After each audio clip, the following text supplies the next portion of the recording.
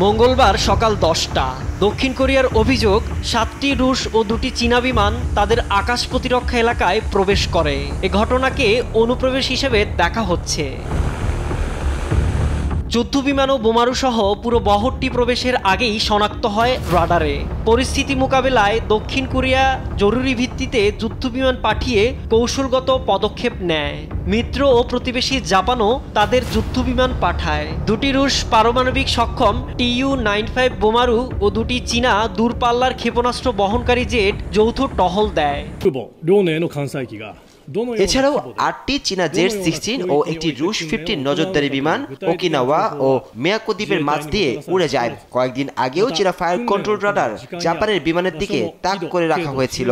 ধারাবাহিক এসব ঘটনা আমাদের জাতীয় নিরাপত্তার জন্য হুমকি। চীনের প্রতিরক্ষা মন্ত্রণালয়ের দাবি, এটি ছিল রাশিয়ার সঙ্গে বার্ষিক সহযোগিতার পরিকল্পনার অংশ।